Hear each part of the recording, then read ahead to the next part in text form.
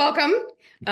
For those of you who don't know me, I am Meg Pritchard. I am the political director for Represent PA. I have been serving in this role since I think 2018, which means that I sort of quarterback the endorsement process, along with getting to hang out with our fantastic executive committee. If you don't know me, it means you're probably not on the endorsement committee, which means I'm going to put in a plug because we have a lot of fun on the endorsement committee. It is for folks who donate to us at the level of $1,200 annual cycle or more. And if you are on the endorsement committee, if you do give it that level, you are invited to review candidate applications. You are invited to our fantastic endorsement committee meetings where we actually get into the nitty-gritty of endorsements and how much we're funding our amazing candidates. It is a whole lot of fun, and we would love to have you. So that is my personal plug for donating to us and then joining our fantastic process for endorsing our candidates. So today I am thrilled to be able to welcome, I'm going to say she's one of our favorite candidates. We have been supporting House Speaker Johanny McClinton since her first election, the special election in 2015, when she was elected to her first term. She has been a Represent endorsed candidate since then. We are thrilled to have had what we think is a hand in getting the House majority so that she could be our speaker. She's the first woman speaker of the Pennsylvania State House. This is her second term as speaker, first elected in February, of course, of 2023, and just recently reelected. So we are thrilled to have her here today telling us what is going on in Harrisburg, what it is going to look like for 2025 into 2026, and maybe a little bit if she wants to talk about the budget talks and Governor Shapiro's budget or whatever else she wants to cover. So we're thrilled to have her. Our second speaker is Madeline Zann. You would know Speaker McClinton from her headlines in policy and in Harrisburg. You might not know Madeline because most of her work is done critically behind the scenes. She is the director of the Pennsylvania House Democrats Campaign Caucus. She joined as executive director in February of 2024, so just in time to get us through the 2024 cycle, where we were able to hold the House majority, thank goodness, and keep Speaker McClinton with the gavel. So something I didn't know, born and raised in Colorado. I'm going to have a conversation about that at some point offline, Madeline. But previously the ED of the Colorado Democratic Senate Campaign Fund, where she was had a hand in expanding that Democratic majority, which is fantastic. I am going to stop talking at this point, and I am going to invite Speaker McClinton. I'm going to welcome Speaker McClinton and invite her to get us started. Good morning. Good morning, Meg. Happy birthday to you. Happy heavenly birthday to my granny. She would have been 94 today had she lived, but she left in 2022. She knew that was going to be a big year for me. And it would not have been a big year without Represent PA. So I am so grateful to be with all of you this morning. Happy Tuesday. I'm so proud of what the Pennsylvania House Democrats have been able to accomplish, not just in 2022, but of course in 2024. But before we get into 2026, let's just take a moment to look back what we have been able to do. We have had to, in our first term, being in the majority since 12 years, had to defend our majority more than half a dozen times, 9 to be exact, but who's counting? But we stayed focused on advancing policies that help all the people throughout Pennsylvania that we serve. Many of the measures that passed last session were literally long overdue. And while not everything that passed in the House became a new law here in the Commonwealth, because the Senate failed to act on hundreds of bills. We sent them. We have a lot of things that were really big deals for a lot of people.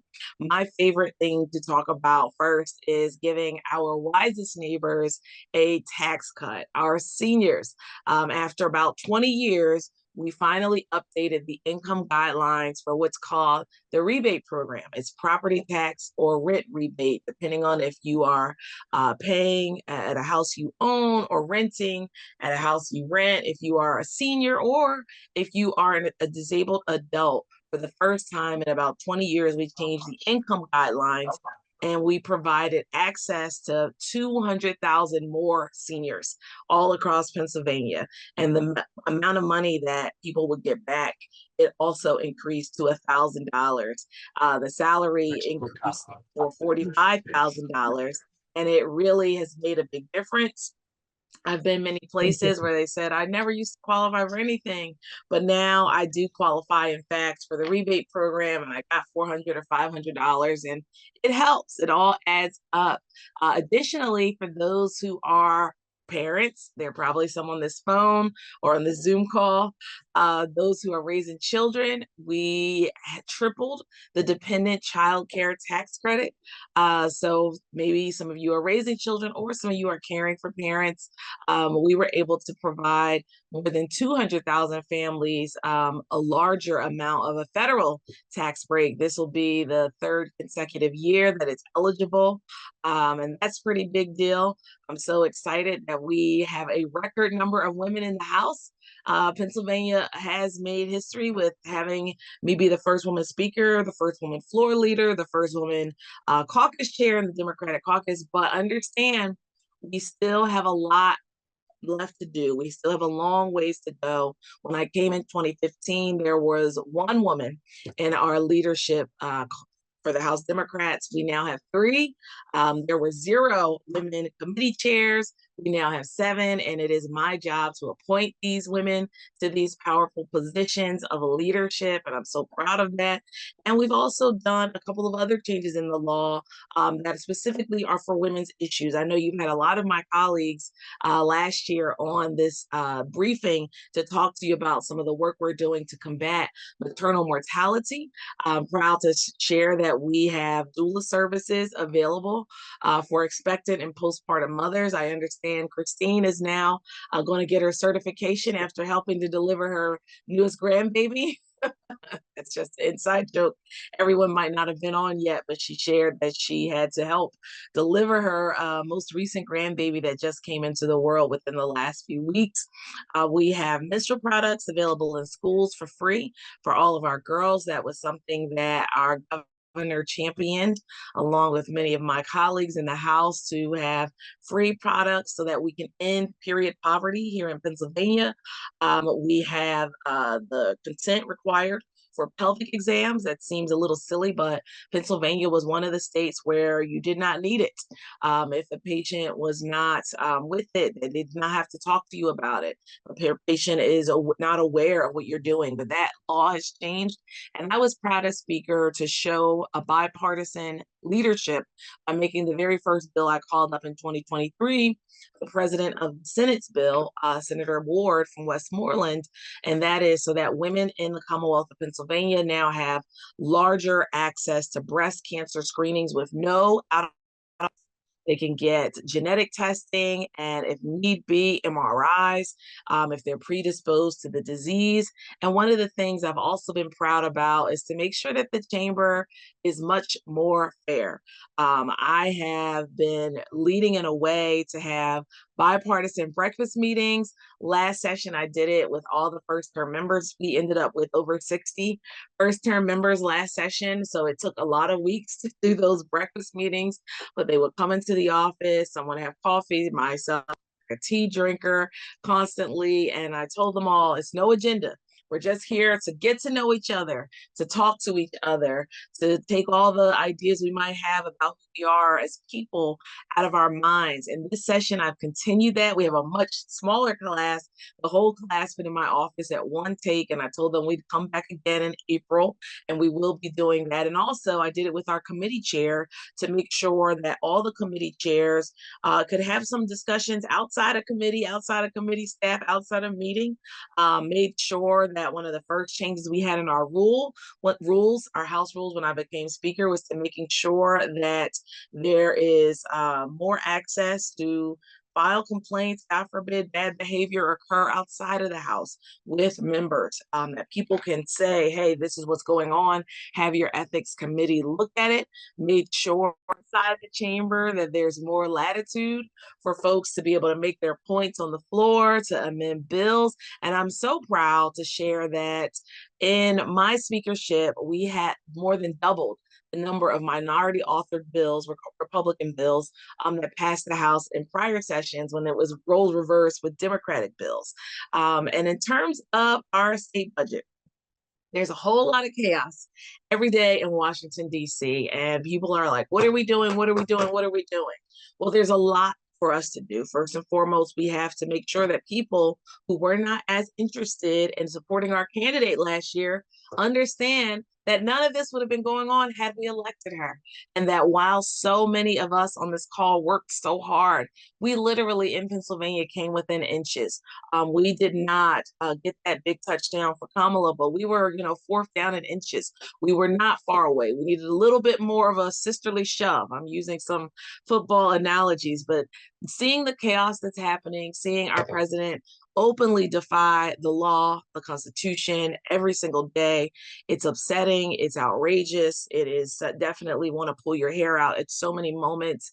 But understand that not only will the day of reckoning come for us to have a new leader in Washington, D.C., but in the meantime, we just had a big special election in the House. We continue to pray for the family of our late Representative Gergely, and so grateful to the voters in the 35th District for supporting Dan Gogenhauer, won the special election, keeping us back at 102. And understand that voters are already speaking up against the nonsense. In Lancaster, for the first time, we have a Democratic senator. That's huge. That occurred just in a special election also last Tuesday.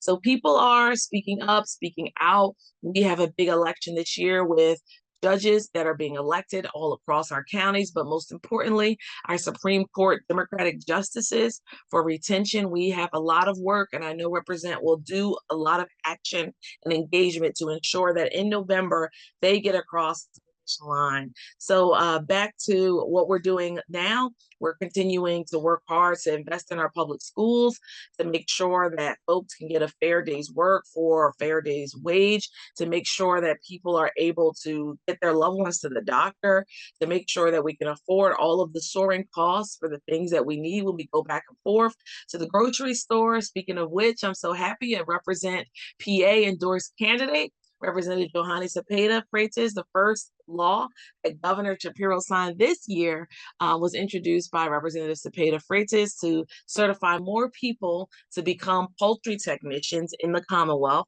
We know that the avian flu, the bird flu, has been one of the reasons why the price of eggs has continued to soar. And this measure, having more people eligible to be able to work as these technicians, will help to monitor the situation and ultimately bring prices down. Last week, I was so happy that, 15 years once the Affordable Care Act was passed, we were able to send 4 bills over to the Senate to protect those tenants in state law.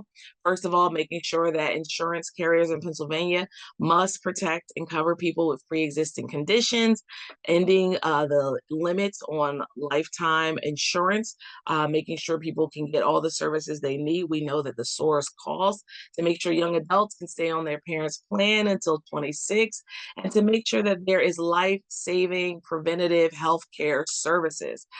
For all of this session up until hopefully next week when Dan gets sworn in, we've been at a tie. 101, 101. But we've been able to have every vote bipartisan, and we look forward to continuing to do great work throughout the governor's budget process.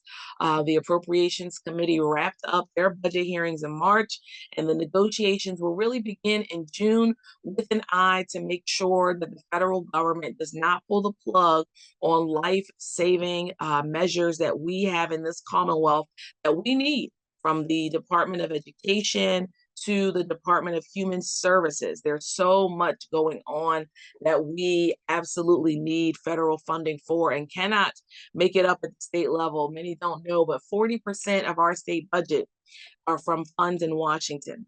Last night, I was in Chester County at the Chamber of Commerce. They had a dinner, a bipartisan dinner, myself and the Republican minority whip from Washington County, Representative O'Neill. We talked about some budget issues and we listened to many of the things that people were talking about. And there came a talk and a question about SEPTA and how vital that funding is. And Representative O'Neill said that I've done a good job at making sure that there are very few Republicans in Southeastern Pennsylvania. Well, I didn't say it at that dinner because, of course, it was a nice discussion and very civil. But let me tell you all this morning, we have more work to do to make sure there are no Republicans serving in the Senate in Southeastern Pennsylvania. We have to get those last couple seats in Chester County. I'm not going to name names, but Elizabeth Morrow. We have to get those last couple seats in Allegheny County. I'm not going to name names. I'm not naming names. It's not 2026, but we have to make sure, because understand, one of the good things that our good friend, Represent PA, formerly endorsed candidate, she's now in Congress, Madeline Zann, says, what's appalling in this hour is the silence of Republicans. They are silent about the president providing pardons to people who caused great terror on our nation's capital. They are silent about the president going against the rule of law every day. And they are silent on vital issues like SEPTA. So I'm hoping that, as funny as it might have sounded in his head, that we don't have members from Southeastern PA, or as many as we used to. And there was a former Republican there at the dinner who used to be a part. But one thing that the president brought us in 2018 was Melissa Schusterman. One thing the president brought us in 2018 was Danielle Friel-Otten. One thing that this president brought us in 2018 was Jen O'Mara. Another thing the president brought us in 2018 was Liz Hambidge. All Represent PA-endorsed women, and some men in that group as well. Steve Malagari, Joe Cerisi, all up and down the ticket. So understand, 2024, everything did not go as we planned, as we worked, and as we purposed. But the nonsense and the chaos will bring victories in the suburbs for women running to flip House seats in 2026. And that will only happen with the support and collaboration and coordination with our important partner, Represent PA. So I don't want to talk us and talk us and talk us. I know we've got to hear some specifics from Maddie. I'm going to catch my breath and sip on some water, but I will be sticking around for the next period. Thank you. Thank you, Speaker McClinton. I love it when you roll up your sleeves on camera, because it means that good stuff is coming there. And that was a fantastic segue into our next speaker, Madeline Zann. Madeline, are you? Yes. Yes, fantastic. All right, so tell us what's going on. I know that as Speaker McClinton said, 2024 was a bit of a challenge. I know we worked together on that, and tell us what's happening in HDCC and what we're looking forward to. Oh, and congrats on that special election win. Did HDCC have a hand in that? Yeah, we worked really closely with Dan Gogenauer, who I think, despite being a man, will be a good member for his district, and hopefully we can get some other ladies out of Allegheny County soon. But yeah, we had a campaign manager out there and worked really closely with Dan, and are grateful to have our House majority back yet again. We'll see how many more times we get to do that over the next couple of years. But thank you for having me, and thank you all for everything you did last year. And happy birthday, Meg. It's great to see Elizabeth and Hadley and Rain, and hopefully I'm not missing one of our other awesome candidates from last year who are on. And I can't believe you're making me speak after Speaker McClinton, which is just impossible to follow up with. But yeah, outside the building. So for those who might not be familiar, the House Democratic Campaign Committee is the political arm. We work with our incumbents to protect them. We work with our candidates and flip seats to flip those seats, hopefully, knock on wood. And last year, we did not flip any seats. The closest we got was Elizabeth Morrow down in Chester and Delco. And speaking of Republicans in the Southeast, I know we really want to take out Craig Williams next year. The vice president actually won that seat. So I think we see that as a really strong path to flipping something next year, as the speaker said, we see what happened in 2018. Those are good years for us. I think next year is a real opportunity. The top of the ticket will be Governor Shapiro. Doug Mastriano is rattling about running again. We all saw how that went the last time. But I do think that, just the House, the Senate, the governor, and congressional seats being the only things on the ballot next year really gives us an opportunity to shape a lot of the messaging and speak to a slightly different electorate in a midterm, an electorate that is more and more an electorate that's better to us, which is different than when I first started in politics. But this year we're focused on recruiting everywhere. As we saw last week, crazy things can happen. And we also want to keep the Republicans busy. We want to recruit across the state, recognizing that some of these seats may be still impossible next year, but that they can't become not impossible if we don't continue to put the work in. And I think it's important for us as a party to make sure we're running everywhere and getting our message out. Last year we saw cost of living was really the top of mind thing for everybody. I think that's going to continue with everything the president is doing. I don't see anything, unfortunately, changing on that front for people, and we have to continue to meet them where they are. That the reality is that, they are struggling to buy groceries and trying to just make ends meet. And we need to make sure that we're just continuing to hammer home all this year what we're doing to help, and what the House caucus is about, and also to keep pounding on those Republicans we think we can go get to say they're not serving their community, and making sure that we're lifting up what they're not doing for their communities and how they're not serving. We've seen in Pennsylvania that some of these incumbents can become really entrenched, which is great for us in terms of keeping the majority. That can make it harder to pick up some of these Southeast seats. So we just want to keep up that drumbeat all year to make sure we can go get those seats. And let me look at my notes. I know last year was something you all asked about. Last year was incredibly expensive. We spent $26 million last year, which is still only a fraction of what they're spending in the Supreme Court race in Wisconsin right now. I'd expect races to continue to stay expensive. We don't have fundraising campaign finance limits in this Commonwealth, so if we raise it, we can spend it. However, like I said, next year I think will be a little bit quieter. TV rates were driven up by the fact that we had a U.S. Senate race and the presidential race and all of these congressionals and us and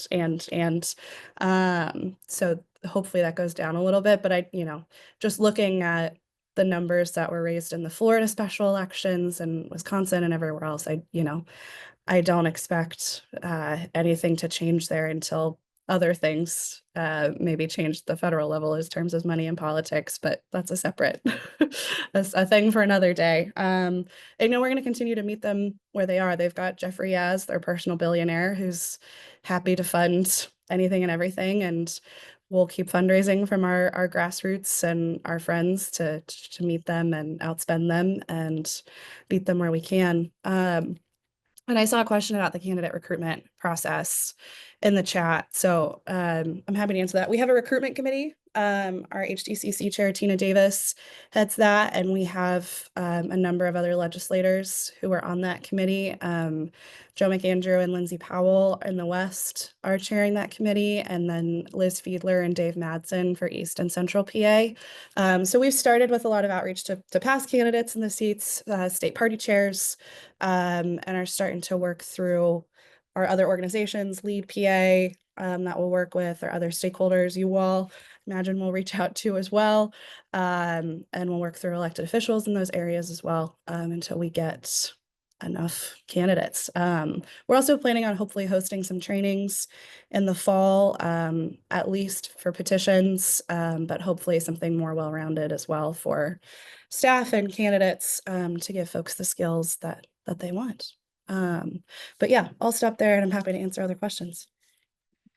Thank you. I would like a personal billionaire for my birthday. Can anyone get that for me? Like where do I where do I get one of those, right? I'm looking back at some of the questions. I was going to say, Madeline, it must be incredibly stressful to have to defend the majority every time there's a special election, right? And I think you and I have talked about, or you have said in other meetings that, we have accomplished the easy seats now. And now I think what's coming up is going to be a little bit more challenging, right? Yeah. And I think, yeah, in 2022, right after redistricting with the new maps, I think a lot of the low-hanging fruit was picked off. And now we're on the harder 50-50 seats, but I don't think that means they're impossible. I mean, looking at how well some of these candidates did, even in a tough year, is really impressive and shows how much work they did. And I, knock on wood, going into a year that's more favorable for us, and with, at least on my end, a full runway of an off year instead of dropping in February of the on year to hopefully really pound the ground in these seats, and soften the ground for next year. That sounds great. Meg, can I make a comment? You can, yeah, absolutely, Chris. It wouldn't be a meeting if you didn't. Well, thank you. And I want to make sure that that everybody hears this, including Madeline, for your last comment. Every seat is winnable this year. With, you all notice we're talking House seats here, Senate 36 flipped last week, and it was a seat that was not expected to win. It was one of those that people said, well, we can't win them all, and that's a very Republican seat. Everything is winnable this year, and we all have to go in there with the feeling that we need good candidates in all of those districts, and because it's possible. We also have our history that the best years for Democrats in Pennsylvania have all been non-presidential years. And, the speaker was talking about 2018 and the amazing women we got out of 2018, and we got more women out of 2022. This is going to be 2026. It's time for more Democrats to win. It's time to not give up seed seats. Yes, we need a billionaire to help do this, but a lot of this is going to come from hard work and talking about what the difference is between Democrats and Republicans in Harrisburg. And that's my speech. Thank you. I love that speech. We do have a couple of questions in the chat, and I would love other people. I'm scrolling furiously, but I would love other people to pop them in as well. I'm gonna back up to the top because Judith had a question, a very specific legislative question for the speaker about the adult use cannabis bill. Speaker McClinton, would you like to speak to that for a second? Absolutely, Meg. Thank you for the question, Judith. So currently there is potential that we can send a bill over to the state Senate as a part of Governor Shapiro's proposal and how to pay for things. You hear a lot of Republican angst on we can't afford any of the things he wants to do, like fund schools, raise the minimum wage. The governor has 4 ways for us to create new revenue. First of all, is to finally raise the minimum wage, which we're all for, $7.25, embarrassingly low. The lowest in the mid-Atlantic Northeast. Every state around us, including Ohio and West Virginia, are much higher, starting at $10. So it's horrific.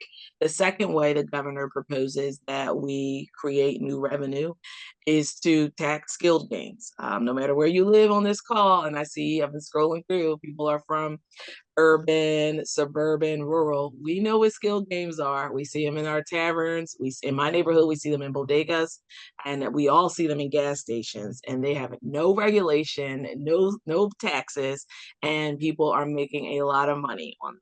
So that's the second way. The third way is to legalize marijuana. That is something that most House Democrats are for. It definitely would probably need Republican support. Of course, we've been at a tie.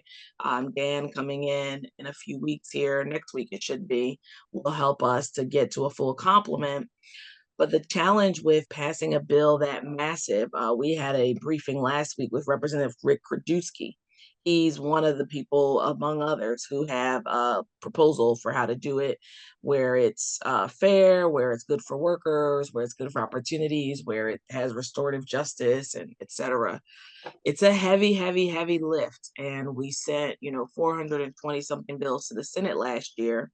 They sent 120 to the governor's desk. Heaviest lifts. The question is, are they going to work with us? Are they going to just let it sit like other things? So we are working on it. We're talking about it. It's not going to come out of a committee next week. All the bills are still waiting to have full language introduced, but even Representative Krajewski's bill that he briefed us on last week, said it's going to be like 300 pages. So it's a heavy, heavy, heavy lift. We want to do it. We want to get the votes together for it, because not just because it's the right thing to do, but even at that dinner I was at last night, it really provides new economic opportunity. And going again to the states around us, minus West Virginia, but every other one, Maryland, New York, New Jersey, Delaware, Ohio, they all have access to legalized marijuana. So Pennsylvania getting into the business will provide opportunities from farmers all the way up to folks who will be able to do the work to put together, edibles. There's a big shop around the corner, right? There's all sorts of opportunity for industry. We have to get down to the fine lines of who will sell it and who'll be in charge. Thank you. Speaker McClinton, was there a fourth way that the governor was trying to raise revenue? I clocked 3, but maybe there were only 3 there. I've got the 3. Okay, cool. I for some reason I heard 4. We have a couple of other questions actually for you. I'm going back up here to someone's asking actually for you, Speaker McClinton, about current House members helping to recruit candidates. Peggy was asking, how can current House members be helpful in recruiting candidates, and what can we do to prevent the gatekeepers from stymieing the endorsement of non-insider candidates? So I think we should have early conversations. I think we shouldn't wait till next year. I think we should get started. I think, for Chris says in her political calculations, every seat's on the ballot. I think we need to start this year. I don't think there's enough time when you get petitions in February and you go through a primary and you're working all summer, that's enough time. I think we have to start early, early, early. I think we need to do organizing meetings early. So I can't speak to the gatekeeping everywhere.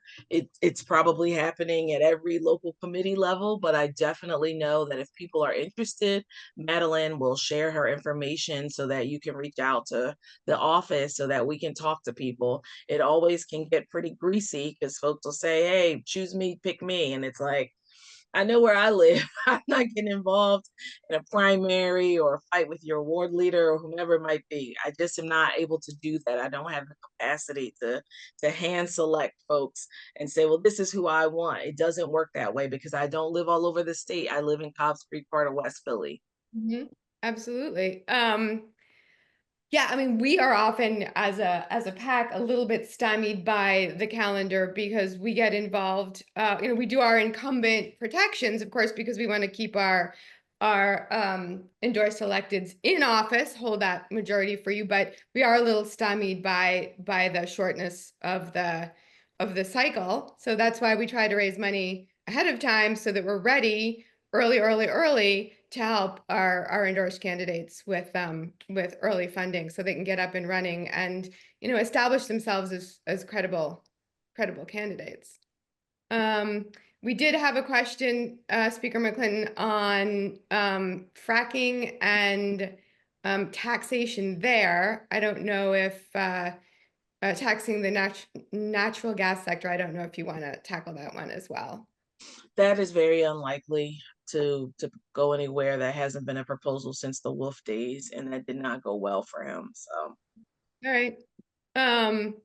Somebody did suggest that there are a couple of House members that would be great senators. How do you feel about maybe losing those House members to a Senate seat, and then we have to fill those House seats again? I don't want to stop anyone's career. I mean, we had 9 special elections last session, with the exception of Chairman DeLuca. Everyone else kind of graduated to the other opportunities, some inside of politics, some not.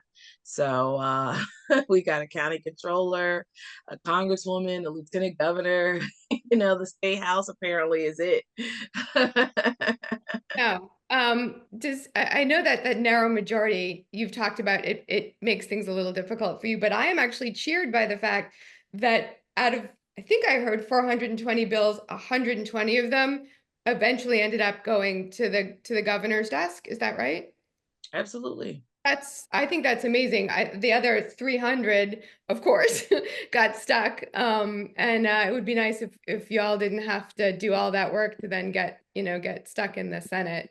I'm looking to see if there are any other questions. Madeline, someone did ask a question about candidates across the state and the resources available from HDCC for candidates even in those districts that may not be winnable immediately. Yeah, that's Yeah. something we've been talking about a lot, of trying to provide more of a, first of all, more training for everybody, because there's always something new that can be gleaned and that can be helpful, but we'd love to figure out a way to provide more of a baseline funding package. Probably not a lot of money, probably, but something to help those candidates get started, whether it's with lit to knock doors or with some yard signs, just to make sure that they've got a little bit of what they need to get out there, recognizing that, you know, we're not gonna be able to dump $1 million on their head, but unless something really goes incredibly well for us, even more so than we thought, but we're trying to work on a way to provide a little bit more to all those candidates, so it feels less like we're, you know, asking them to run and then saying, see ya, good luck out there. Right, that sounds great. I mean, we recognize too that when we raise money for those candidates, we're not only supporting the candidate and we're supporting candidate development. So maybe they don't win this year, but maybe they continue on, right? But we're also building democratic infrastructure and we're making the Republicans spend money.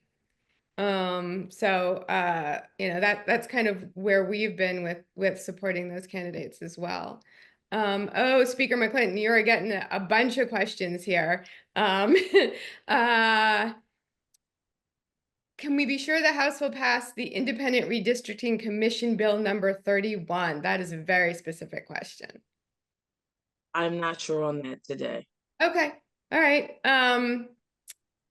And another very specific question, the prospects for passing solar, I lost it.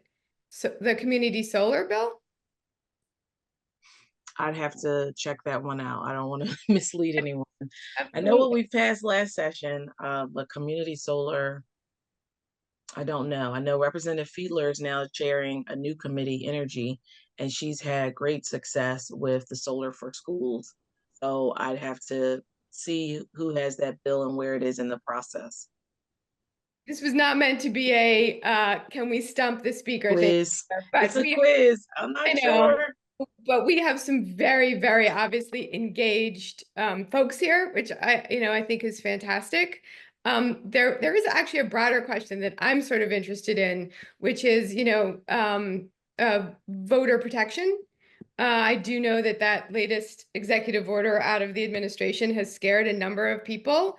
I know we know that the federal and the state control over elections isn't quite as clear as he would like to make it seem, but there has been some concern about voter protection, I think. Is there anything in the works for that?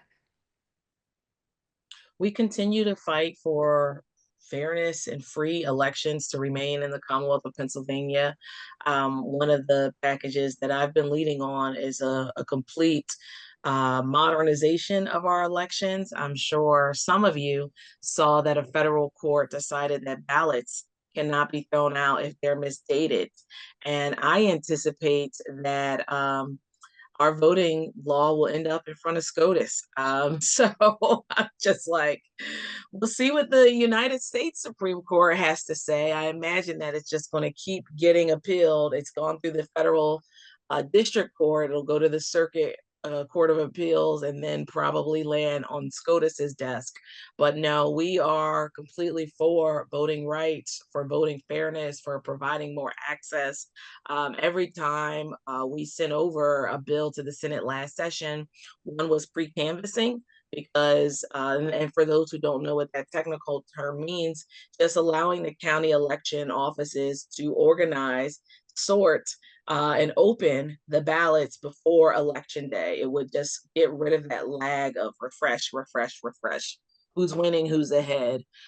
We sent that over to the Senate.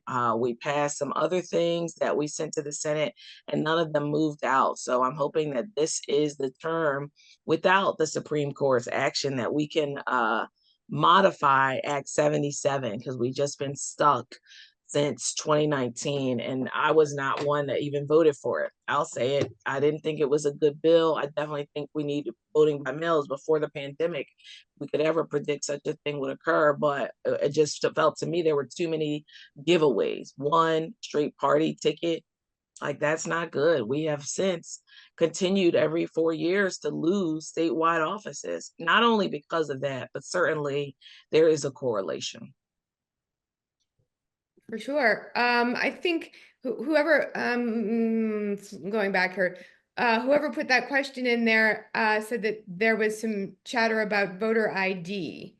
And I know that that's part of the larger, voter fairness and voter protection issue. But I know the Republicans have been chattering about voter ID for a while. So do we know if there's going to be any move to change voter ID? We don't know. Okay, cool. I'm just looking to make sure I have covered everything I can. Anybody else want to pop a question in here? There is some great, the chat will be part of, Tiffany, the chat's part of the video, right? When we eventually release it? No? Okay. No, the chat won't be part of the video. There's some great. But I hope that there are some of the people who've asked questions that were, aimed at stumping the speaker. We can connect, like the solar one. We can make sure that whoever asks that question from the chat gets connected with Elizabeth Fiedler and her committee. Yep. And thank you for putting all those very thoughtful and very specific questions in there. You've given us some great ideas for some of the issues that are concerning to you, so that we can then roll them into our breakfast briefings. I think, Tiffany, do we have final slides up there? Is there a breakfast briefing schedule on one of those slides coming up? Sure. It's Pat has been sharing the link to the breakfast briefing in the chat. She can share that again. We just have a donation link, so I'm going to share it. Yes. Well, I mean, so it does now fall to me to, there we go, to encourage all of you to donate. As you heard on this call, early money is very, very, very important.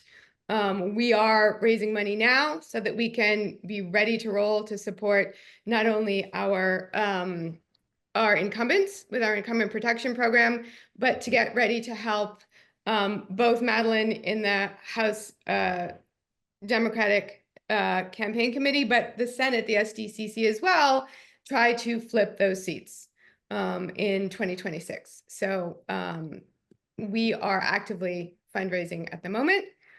We do have Pat, I think, popped in the somewhere here. There is an upcoming breakfast briefing.